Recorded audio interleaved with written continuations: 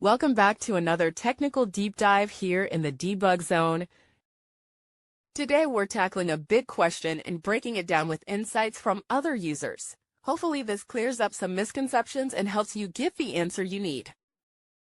So buckle up, stay a little curious, and let's jump right in.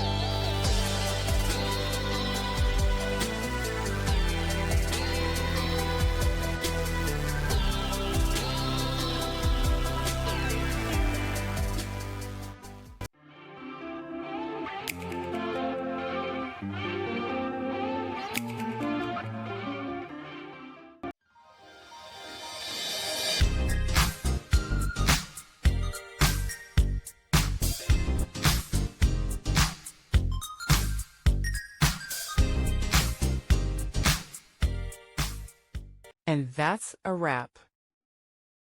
I hope you found the answer you were looking for. If you did, take a second to hit that subscribe button. It really helps out. And let me know in the comments which solution worked best for you.